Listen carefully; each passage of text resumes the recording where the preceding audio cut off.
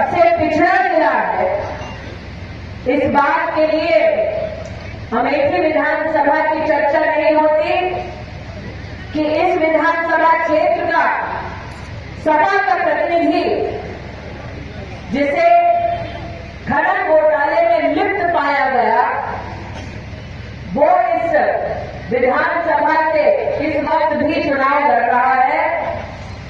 लेकिन ये विधानसभा एक ऐसे नेता के लिए भी जाना जाता है जिन्होंने हर चुनाव में विकास का सपना, परिवार का दिलासा अमेठी की जनता को दिया और चुनाव के बाद अपने एक एक वादे को भुला दिया।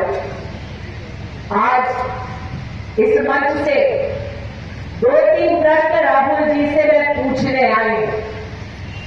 गरिमा सिंह जी से अगर कोई बात करे, अमेठी में कार्यकर्ताओं से अगर कोई बात करे, तो सबसे बड़ा भय लोग ये व्यक्त करते हैं कि दीदी जैसे ही सूर्यास्त होगा वैसे ही वोट पाने के लिए लक्ष्मी के दर्शन कराकर लोगों को लुभाने का प्रयास किया जाएगा, ताकि मात्र लोकतंत्र को ही नहीं बल्कि लोकतंत्र के प्रति विश्वास को भंग किया जा सके। आज अमेठी की जनता के मध्य में ये सवाल मैं पूछने आई हूं कि जिन लोगों ने वर्षों से यहां पर सत्ता का सौदा किया है, क्या इस विधानसभा के चुनाव में उन्हें एक बार फिर आपका वोट पाने का अधिकार है? अगर नहीं तो 27 तारीख को घर के बाहर आए, कमल का बटन दबाए और ये निवेदन करने आप सबके मध्य में आए। अमेठी में जब राहुल जी ने आकर अपना वक्तव्य सबके सम्मुख रखा तो 2-3 बातें जनता को भ्रमित करने के लिए राहुल जी ने कही। राहुल जी ने कहा कि फूड पार्क नरेंद्र मोदी बंद कर रहे हैं। अमेठी के नौजवानों को, किसानों को विकास से राहुल गांधी ने कहा मोदी वंचित कर रहे हैं। आज मेरे हाथ में अमर उजाला नाम के अखबार की एक क्लिपिंग है जो साल 2011 में जनता जनार्दन के मध्य में आई है और इस अखबार की एक सुर्खी प्रकाशित करती है कि जिस फूड पार्क का बार-बार वो उल्लेख करते हैं, जिसका घोषणा शिलान्यास राहुल गांधी करते हैं, उस फूड पार्क को चलाने के लिए पावर प्लांट का आवंटन स्वयं राहुल गांधी की कांग्रेस पार्टी ने नहीं किया जब वो केंद्र में सत्ता में।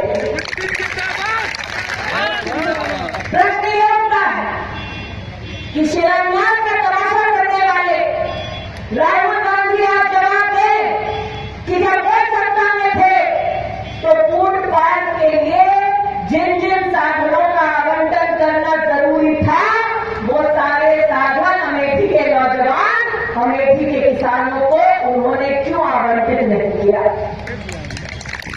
अमेठी के किसान और नौजवानों को जानबूझ के विकास से वंचित इसलिए रखा ताकि हर साल की तरह, हर चुनाव की तरह इस चुनाव में भी वोट बैंक के तौर पर उनका इस्तेमाल किया जा सके।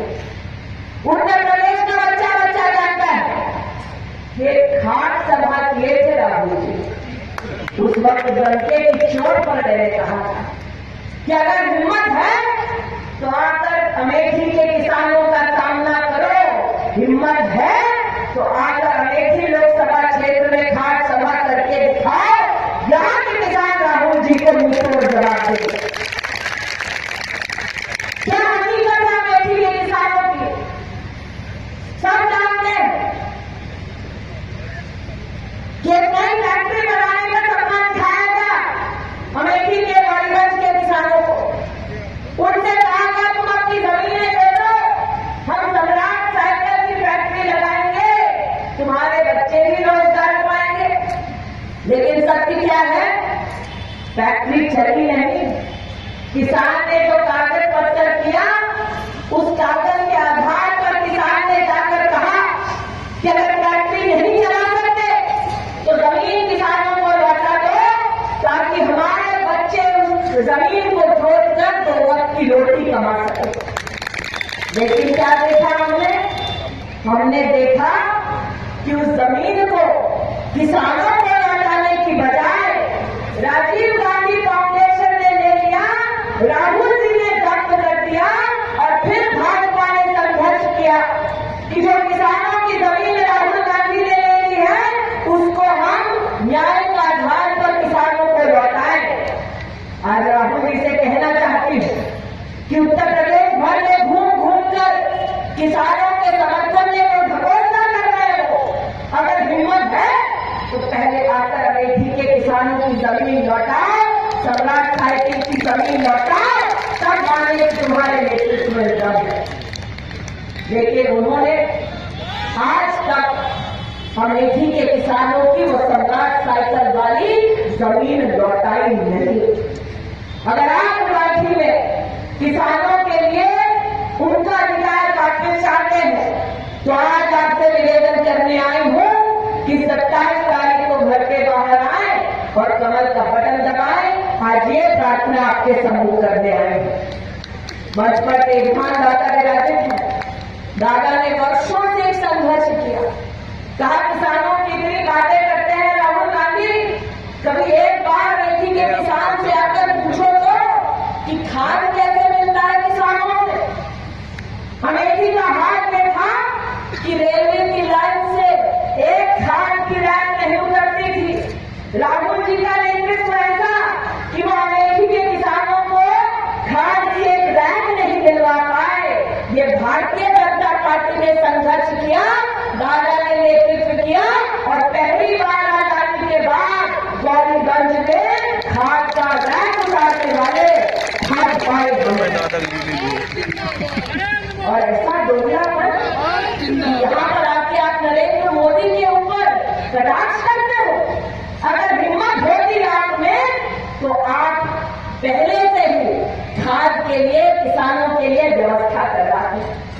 अमेठी लोकसभा क्षेत्र का बच्चा नहीं जानता है कि एक वक्त ऐसा देखा है किसानों ने जब यूरिया की लाइन लगती थी और यूरिया की लाइन लगती थी किसान विचलित होता था तो प्रशासन के आदेश पर किसानों पर लाठीचार्ज होता था।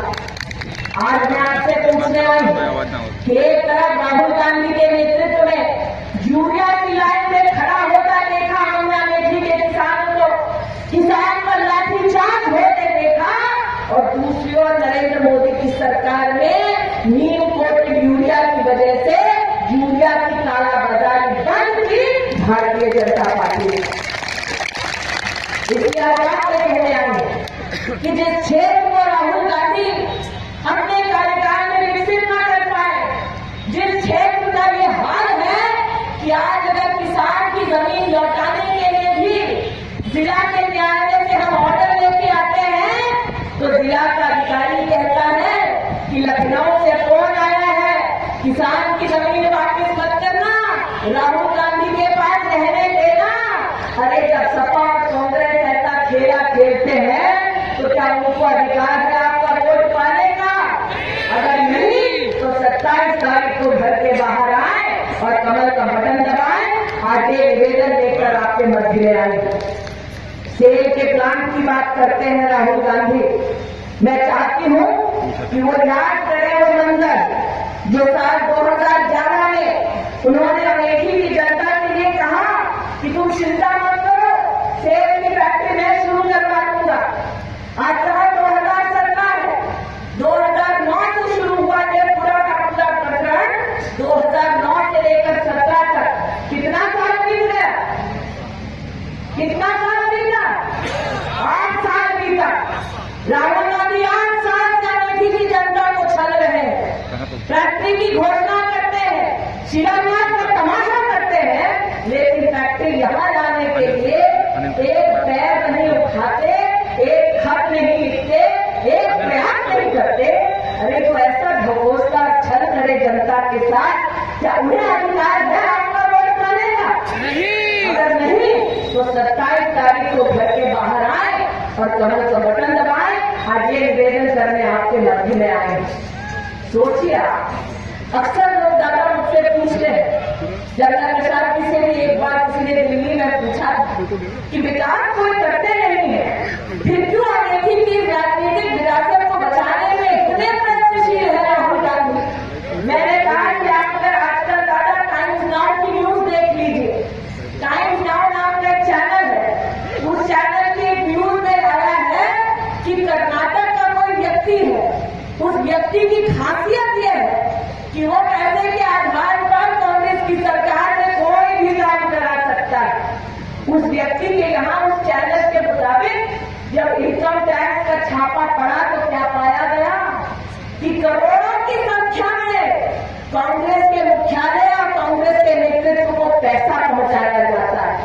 करोड़ों की संख्या में उस व्यक्ति की जो कागज मिले इनकम टैक्स की रेट में, टाइम्स नाउ का यह कहना है कि उसमें आरजी का भी नाम है।